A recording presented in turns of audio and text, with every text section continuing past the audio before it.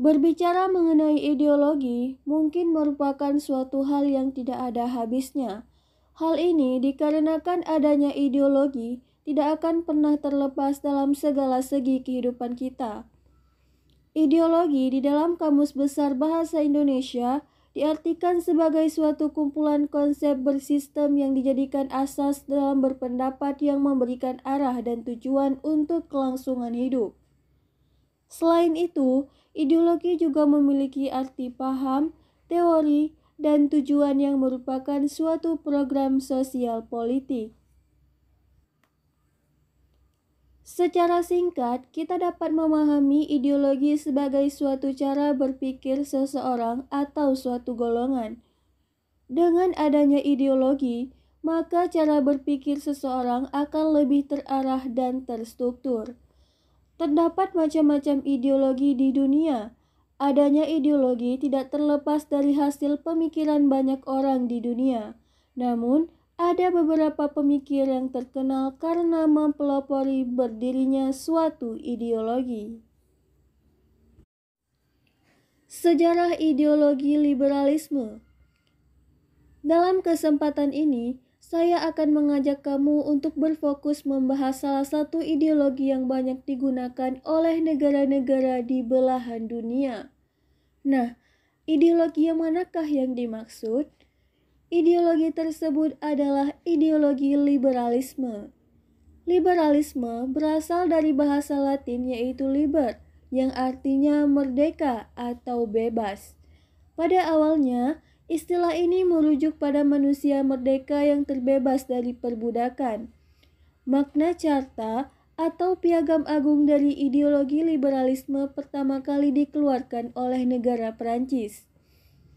Istilah liberalisme dikuatkan dengan adanya moto revolusi Prancis yaitu liberty, egaliter, dan fraternite.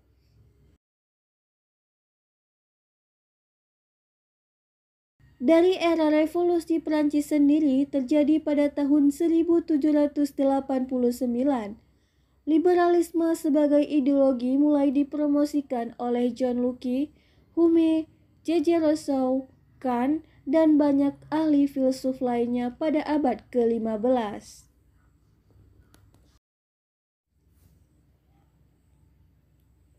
Pemahaman mengenai liberalisme yang dibawa oleh para filsuf itu menuntut kebebasan terhadap diri individu yang seluas-luasnya.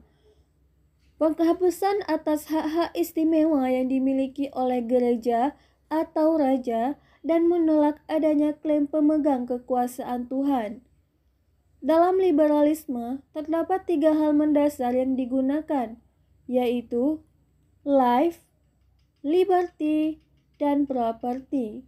Ketiga hal tersebut dilaksanakan melalui beberapa prinsip, yaitu kesempatan yang sama. Semua orang memiliki kesempatan yang sama dalam segala bidang dalam kehidupan ini, baik berupa bidang politik, ekonomi, sosial, dan lain sebagainya. Hanya saja, pelaksanaan prinsip ini juga bergantung pada kemampuan diri. Perlakuan yang setara. Setiap orang berhak untuk mendapatkan perlakuan yang setara, terutama dalam hal pelaksanaan tahap-tahap kebijakan publik yang berlangsung di tengah masyarakat. Tidak diizinkan adanya diskriminasi.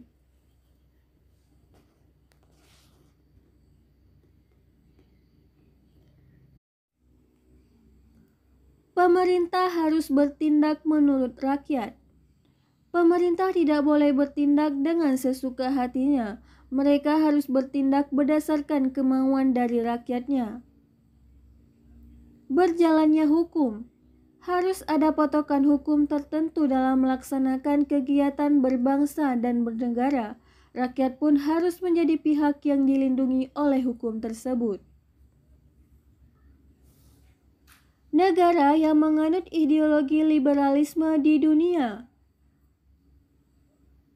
Tidak dapat dipungkiri bahwa adanya ideologi-ideologi di dunia ini akan mempengaruhi bagaimana suatu negara mengadakan kegiatan berbangsa dan bernegaranya. Ideologi yang digunakan pun harus bersesuaian dengan corak budaya yang ada dalam masyarakatnya. Ketika suatu ideologi ternyata tidak sesuai dengan kondisi masyarakat, maka akan timbul pemberontakan di tengah masyarakat yang akan menyebabkan kondisi negara tidak baik. Indonesia pernah mencoba untuk menggunakan ideologi yang satu ini.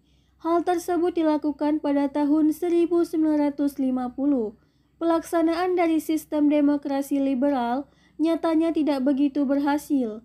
Hal tersebut dikarenakan beberapa faktor yang tidak dapat dihindari. Salah satunya ialah kondisi masyarakat Indonesia sendiri. Adanya kelebihan dan kekurangan demokrasi liberal juga salah satu sebab ideologi liberalisme tidak cocok untuk digunakan di negara Indonesia. Oleh karena demikian, negara Indonesia menggunakan ideologi Pancasila yang memang berdasar pada sejarah dan akar budaya yang dimiliki oleh bangsa Indonesia.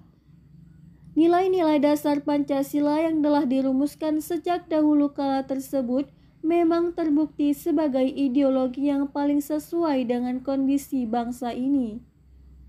Berbeda dengan Indonesia, beberapa negara menggunakan liberalisme sebagai ideologinya. Di antaranya adalah sebagai berikut.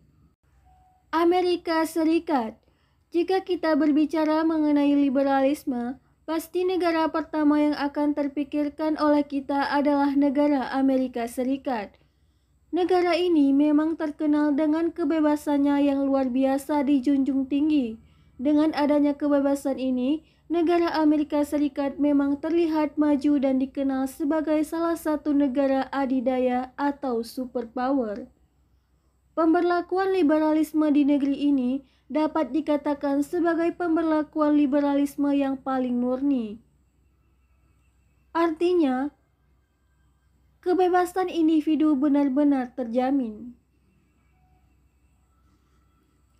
Australia, salah satu negara yang berada di bagian selatan bumi ini, merupakan negara yang menganut ideologi liberalisme di dunia.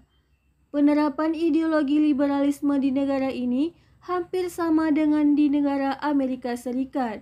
Hal ini dikarenakan ideologi politik ini merupakan warisan dari para pendatang asal benua Eropa. Adanya liberalisme dapat terlihat dari pola kehidupan sehari-hari penduduk negara ini. Mereka merupakan masyarakat yang bebas namun tetap berada dalam lingkungan peraturan perundang-undangan. Di sisi lain, pemerintahan di negara ini juga menerapkan aspek kebebasan yang baik. Jerman, negara yang menganut ideologi liberalisme di dunia yang selanjutnya adalah negara Jerman. Keberadaan dari ideologi liberalisme di negara ini semakin diperkuat dengan adanya Partai Demokrat Liberal yang banyak mendominasi kursi parlemen Jerman. Penggunaan liberalisme sebagai ideologi di negara Jerman mulai terjadi setelah runtuhnya tembok Berlin pada tahun 1989. Adapun sistem pemerintahan parlementer yang merupakan tonggak dalam perkembangan ideologi liberalisme mulai resmi digunakan pada tahun 1990. Negara Jerman terdiri dari 16 negara bagian yang setiap negara bagian tersebut memiliki parlemen, konstitusi, dan pemerintahan tersendiri. Di sisi lain, kekuasaan negara yang tertinggi adalah pada federasi. Di samping Bundestag, anggota Majelis Federal diutus oleh negara bagian untuk ikut serta dalam pembuatan peraturan perundang-undangan yang ada di tingkat federal. Prinsip ini sama halnya dengan fungsi DPRD. Inggris, negara yang saat ini dipimpin oleh Ratu Elizabeth II, merupakan salah satu negara yang menganut paham liberalisme dalam pelaksanaan kehidupan berbangsa dan bernegaranya.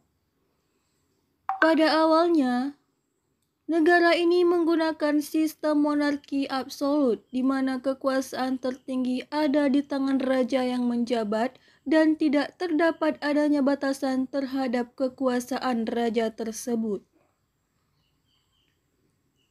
Penggunaan sistem tersebut tentu menyebabkan rakyat hidup menderita.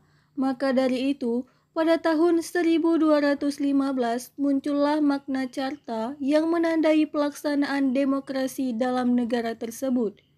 Setelah itu, terbentuk suatu parlemen yang memiliki tugas untuk membatasi kekuasaan raja dengan menyatakan bahwa konstitusi memiliki kekuasaan yang lebih tinggi dibandingkan raja. Liberalisme yang diselenggarakan oleh negara ini juga memiliki beberapa ciri khusus seperti digunakannya konstitusi tidak tertulis, menggunakan sistem negara kesatuan, parlemen terdiri dari 2 kamar, tidak memiliki lembaga yudikatif yang sejajar, dan lain sebagainya. Prancis. Seperti yang telah kita bahas sebelumnya, paham ini lahir bersamaan dengan lahirnya Revolusi Prancis. Dalam Magna Carta Revolusi tersebut, terdapat sebuah istilah liberty atau kebebasan. Munculnya paham ini tidak terlepas dari peran masyarakat yang sangat merasakan kepincangan dalam penyelenggaraan negara. Kepincangan yang dimaksud ialah terpisahnya masyarakat menjadi 3 golongan. Golongan pertama dan kedua, yaitu bangsawan dan orang kaya, memiliki banyak hak namun hanya memiliki sedikit kewajiban. Sebaliknya, golongan ketiga, rakyat biasa yang memiliki begitu banyak kewajiban dengan hanya sedikit hak. Bisa ditebak bahwa sebab inilah terjadi pemberontakan oleh rakyat yang dicetuskan oleh Montesquieu, J.J. Rousseau, dan Voltaire. Di bawah pimpinan dari Napoleon Bonaparte, ideologi liberalisme mulai tersebar di seluruh penjuru benua Eropa dan hingga kini eksistensinya senantiasa terjaga. Jepang. Negara yang menganut ideologi liberalisme yang terakhir yang akan kita bahas dalam video kali ini adalah negara Jepang. Hampir sama dengan praktik liberalisme di dunia barat, pelaksanaan liberalisme di Jepang juga terlihat dari digunakannya sistem pemerintahan parlementer.